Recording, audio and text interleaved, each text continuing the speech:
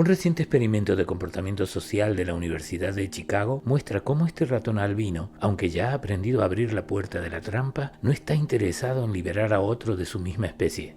Cuando pusieron en la trampa a otro ratón albino que había compartido la jaula un tiempo atrás, lo liberó inmediatamente, lo que demostraba que era capaz de juzgar la diferencia entre ratones desconocidos o ratones que habían sido sus compañeros. Pusieron luego en la trampa un ratón de color diferente y no estuvo interesado en liberarlo. Luego pusieron al ratón albino a vivir solamente con ratones de otro color. Más tarde, ayudó a liberar a todos los ratones entrampados sin importar el color y, lo más importante, los ayudó sin interesarle si eran o no conocidos suyos. Su experiencia de convivencia había cambiado sus prejuicios.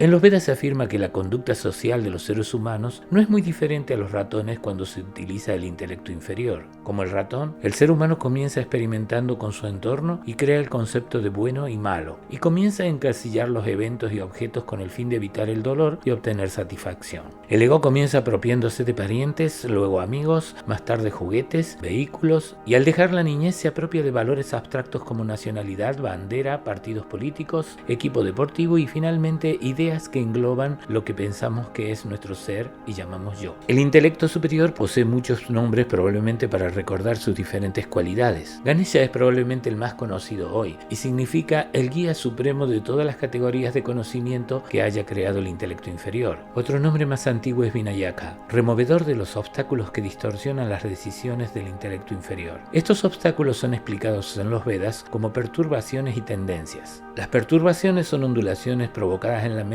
por algunas experiencias. Las tendencias son memorias heredadas y son como huellas que nos harán desviar de nuestro camino al momento de intentar discernir adecuadamente lo que miramos. Por ejemplo, el gato doméstico, a pesar de no haber visto nunca una víbora, tiende a caer en miedos heredados que se superponen a aquello que los ojos le están mostrando. El gato cree ver una serpiente donde solamente hay un pepino. Es también común que el gato confunda la mano humana con una víbora grande e intenta siempre morder la muñeca creyendo que es el cuello de la víbora.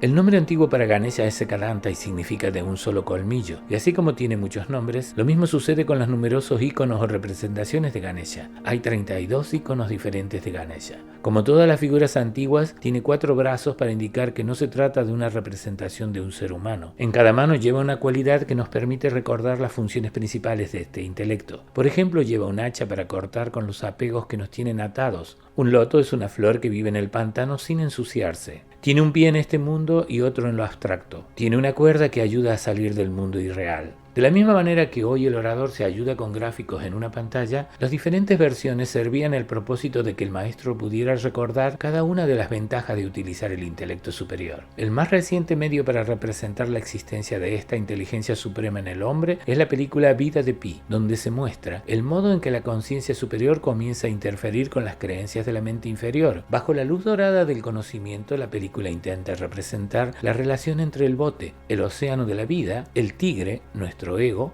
que como su padre le advierte en la película, el ego no es tu amigo y tienes que dominarlo para que no ataque al intelecto que sufre o disfruta de la experiencia del viaje. Pero cuando la totalidad de la escena es vista desde el espectador omnisciente, es cuando se provoca la transformación de Pi. ¿Y en qué se transforma? ¿En un sabio?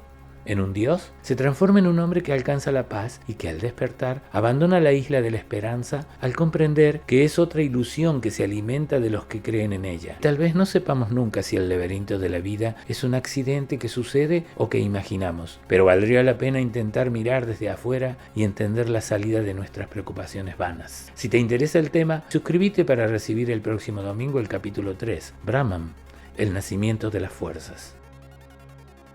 Para más información o preguntas, aquí abajo tienes un link. Si te gusta leer esto en libro, aquí tienes otro link debajo. Suscríbete para que YouTube te comunique el próximo video de la colección de que hablan los Vedas.